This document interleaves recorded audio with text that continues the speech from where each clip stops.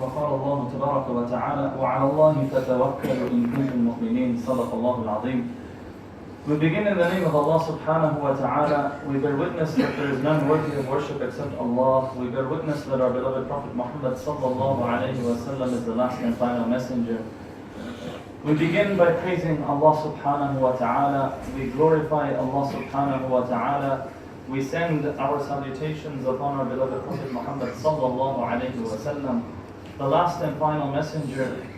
We ask Allah subhanahu wa ta'ala for His guidance. We seek His assistance. We ask Allah subhanahu wa ta'ala to grant us the tawfiq, the ability to become closer to Him, to become individuals that are doing that which pleases Allah subhanahu wa ta'ala. As we gather on this blessed day of Jumu'ah, once again you get to see me again. But Alhamdulillah, it's the fadl of Allah subhanahu wa ta'ala that we're gathered here in the house of Allah, listening to a message, inshaAllah, that will benefit us. And we make dua to Allah subhanahu wa ta'ala that Allah subhanahu wa ta'ala grant us the ability to implement what we learn, inshaAllah. What I wish to talk about today is something brief, but something which has been occurring recently. Many of you may have heard about the acid attacks which have been happening over the last week or so.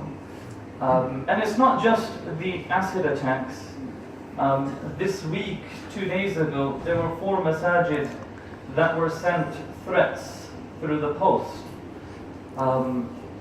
A few weeks ago in the month of Ramadan, we heard and we saw the incident of an individual that ran over musallis as they were leaving the masjid. More recently this week, there was an event quite similar in nature that occurred in Paris as well. Now many of this is the far right, or the rise of the far right, and we don't want to really get into them.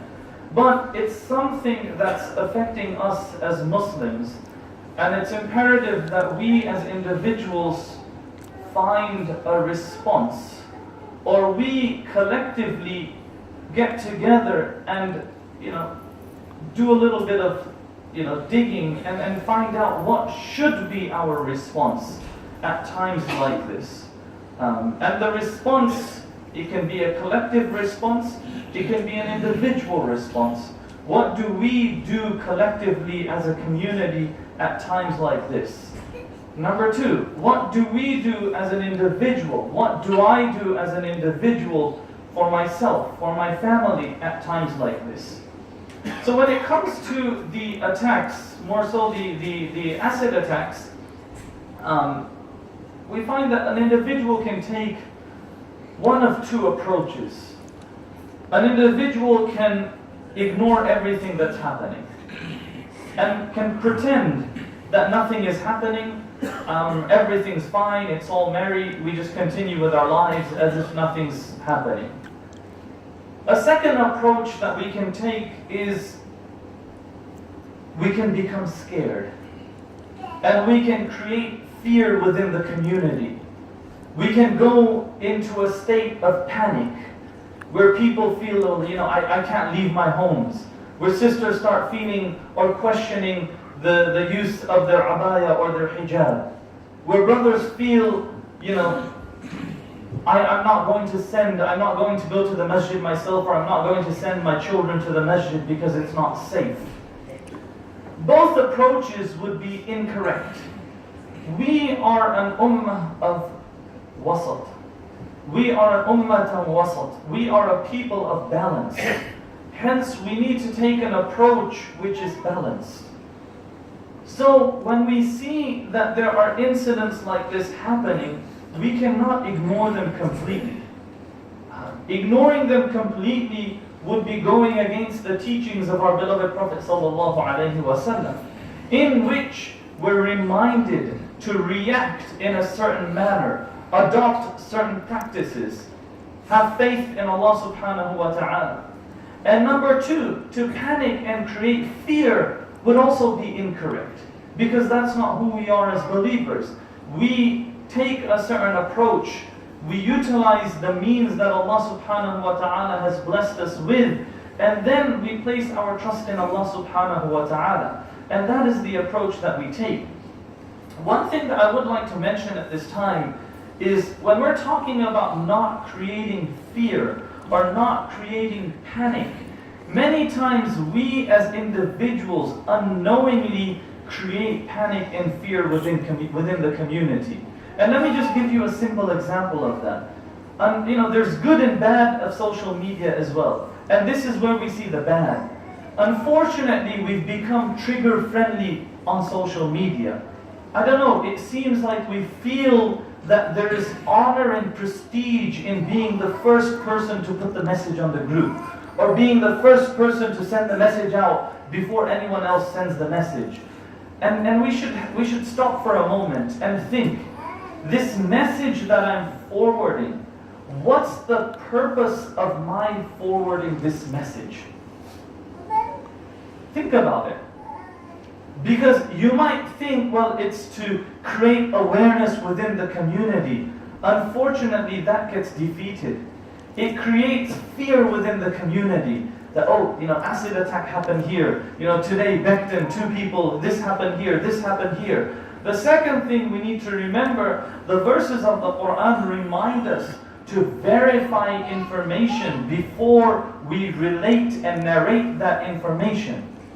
If we are just forwarding messages without verifying them, then ask ourselves, are we becoming the solution, or are we more so a part of the problem? Because that creates fear and panic within the community.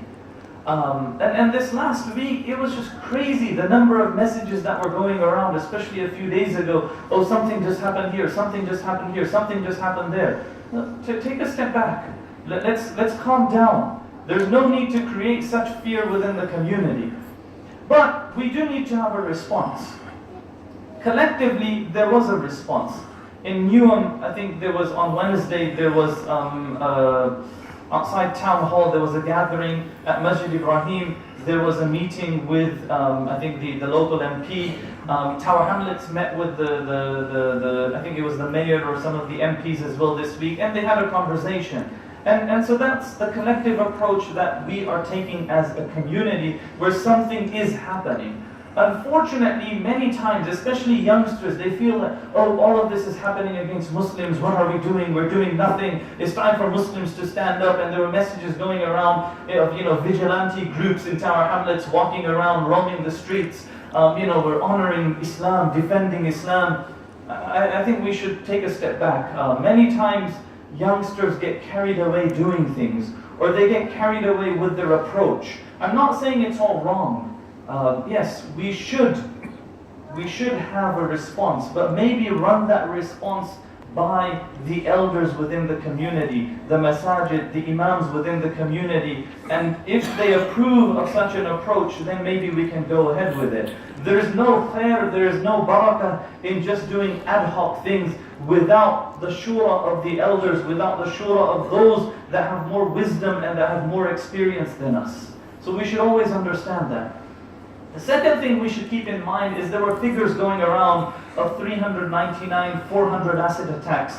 Now we need to understand that sometimes if statistics can be used for whatever point an individual wishes to prove. Unfortunately, that's what it's like.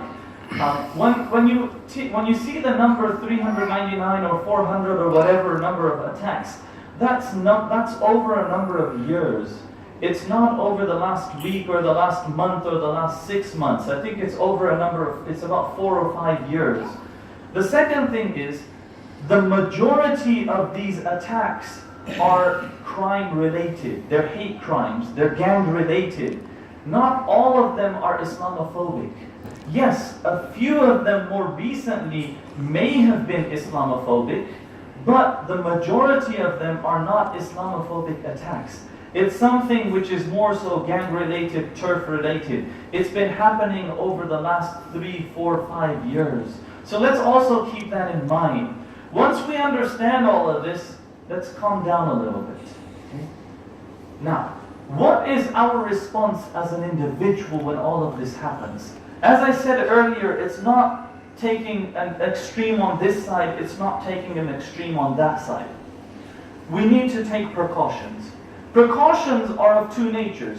Number one, precautions in our daily lives.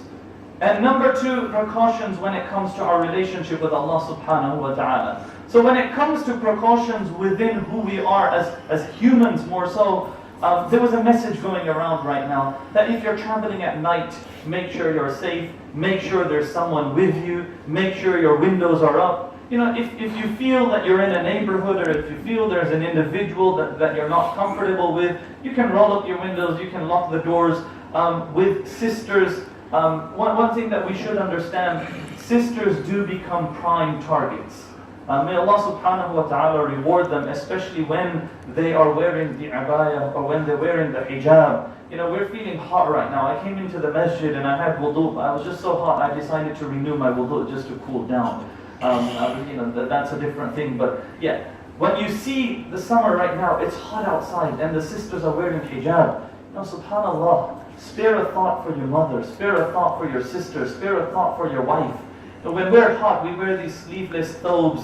We wear sleeveless thobes. It's out of respect for Salatul Jumu'ah that you decide to wear, a decent thobe. But we walk around in t-shirts. Now, the sisters that dress modestly, the sisters that do cover themselves, may Allah subhanahu wa ta'ala reward them. This is their struggle. And if the sisters are listening, don't lose hope. Remember that Allah subhanahu wa ta'ala is rewarding you for this struggle. The struggle of heat, it's nothing minor. Allah subhanahu wa ta'ala will reward you for that as well. Remain steadfast in your a'mal. Remain steadfast in what you're doing. But going back, sisters do become a target. So, when it comes to your mothers, when it comes to your wives, when it comes to your sisters, if you feel the atmosphere isn't stable, then maybe take an extra step of safety. Maybe pick them up, maybe drop them off. It might mean that you need to go that extra, step. It might mean that you take the bus or you walk and you leave the car keys for them. But let's do that. It's about understanding. It's about give and take. Number two, the second precaution that we take is with Allah subhanahu wa ta'ala. Let us increase our relationship with Allah subhanahu wa ta'ala. Let us recite, number one, du'as. Ad-du'a'u mukhul ibadah. The Prophet sallallahu alayhi wa sallam reminds us, dua is the essence of worship. The Prophet sallallahu alayhi wa sallam has narrated amazing du'as with great virtues. If we recited these du'as and if we had faith in Allah subhanahu wa ta'ala, fear would disappear. When we hear from the Prophet sallallahu alayhi wa sallam, I think I said this last week as well, or it was in Ramadan, whoever recites the mu'awwadhatayn, قُلْ أَعُوذُ بِرَبِّ الْفَلَقِ قُلْ أَعُوذُ بِرَبِّ النَّاسِ, Sahih Hadith al-Bukhari, blow into your hands, rub over yourselves, you will be protected. In the morning, in the evening, Ayatul Kursi, Allahu la ilaha illa huwa al-hayyul qayyum. Ayatul Kursi after each salah. When we leave our homes, the majority of what's going on is outside. So when we leave our homes, what are we told by the Prophet sallallahu alaihi wasallam? We say, Bismillah tawakkaltu ala Allah, la hawla wa la quwwata illa billah. That is protection. Not just protection for our homes, but also inshallah protection for ourselves. Saying La ilaha illallah wahdahu la sharika la lahul mulku wa lahul hamd. This is protection from shaitan. Saying la hawla wa la quwwata illa billah. Saying the dua, Allahumma inna naj'aluka fi nuhurihim wa na'udhu bika min shururihim. Oh Allah, we place you before them. Who is them? Them is any individual that wishes shurur or fitan, that wishes to harm you or your family or anyone. Say, we place you before them. Allahumma inna naj'aluka fi nuhurihim wa na'udhu bika min shururihim. And we seek refuge in Allah subhanahu wa ta'ala from their shurur, from their evil actions, from their evil intentions. Now these are du'as that we should be making. Now many times as a community, we want full protection. Fully comprehensive. You know all of those options that you get. Key insurance, and legal protection, courtesy car, everything, and everything. As you tick each one, the premium increases. Yeah. We want full protection from Allah subhanahu wa ta'ala without paying any premium. It doesn't work like that. It doesn't work like that. We want protection from Allah subhanahu wa ta'ala. Allah subhanahu wa ta'ala protects us. Wallahi, believe in it. There are malaikatul hafadha. There are malaika that are assigned the role and the task of just protection. Nothing else. These malaika protect us. These malaika protect our children. These malaika protect our babies. These malaika protect the vulnerable within our community. They protect our sisters. You know, subhanAllah, many of you sitting in this room will have children. Where are your children right now? They're at school, they're at college, they're at university, they're crossing the roads by themselves, they're walking around by themselves. Who's protecting them? Are you there with them constantly, 24/7, holding their hand? At some point, they grow old, and you have to respect them, and you have to give them their freedom. And then we turn to Allah subhanahu wa ta'ala and we make dua. We make dua for their protection. In the same manner, you know, this protection from Allah subhanahu wa ta'ala, Allah subhanahu wa ta'ala gives it for free as well. But maybe that free is just the basic. You want the added protection, we need to make an effort. Make an effort. In the morning, in the evening, after each salah, when you leave your home, when you enter your home, before you go to bed, before you put your children to sleep, a few adhkar that hold their value, the weight in gold. And subhanAllah, this is protection from Allah subhanahu wa ta'ala where we don't pay a penny. In this world, if you want protection, you need to get a bodyguard, a security guard. This is free protection from Allah subhanahu wa ta'ala. Number 2, have faith in Allah subhanahu wa ta'ala. So, once again, as a recap for those individuals that are coming in, we're mentioning the recent events and the 2 extremes where you do nothing, you ignore everything, or you create fear and panic. And we're reminding ourselves that we're a community of wasat. So we take an approach which is an in-between approach, a balanced approach. So we tie the camel, we take the precautions, we make dua to Allah subhanahu wa ta'ala for protection, for ibadah, and then we place our trust in Allah subhanahu wa ta'ala. وعلى الله فليتوكل المتوكلون وعلى الله فليتوكل المؤمنون فتوكلوا إن كنتم مؤمنين الله لا إله إلا هو. Allah subhanahu wa ta'ala reminds us in so many verses of the Quran that the believers place their trust in Allah subhanahu wa ta'ala. Now, placing our trust in Allah subhanahu wa ta'ala is something that we should do as well. And remember, placing trust in Allah subhanahu wa ta'ala, tawakkul is translated as 4 things. Number 1, placing trust in Allah, reliance in Allah, dependence in Allah subhanahu wa ta'ala. One more thing, trusting Allah subhanahu wa ta'ala's plan. Everything that happens is through the plan of Allah subhanahu wa ta'ala. Perfect trust in Allah subhanahu wa ta'ala. And trust in Allah subhanahu wa ta'ala alone. All 5 translations are for just tawakkul. That's the beauty of the Arabic language. Placing full trust in Allah subhanahu wa ta'ala.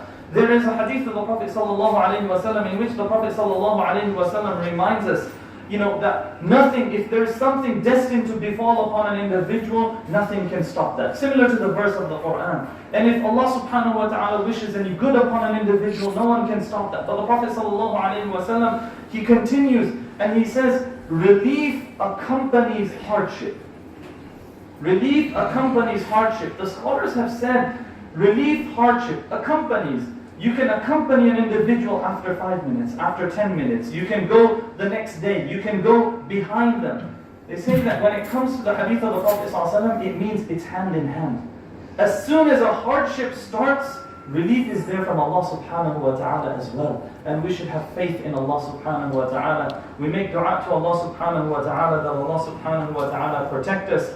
Allah subhanahu wa ta'ala protect our families, protect our communities, and Allah subhanahu wa ta'ala grant us the ability to have full faith and tawakkul in Allah subhanahu wa ta'ala. In each salah, in each rak'ah, we say, إِيَّاكَ نَعْبُدُ وَإِيَّاكَ نَسْتَعِينُ. You alone do we worship, and you alone do we seek assistance from. You alone do we ask for help. Let's reflect on this verse and truly understand the meaning of this verse and what we're asking Allah subhanahu wa ta'ala for in each rak'ah of our prayer.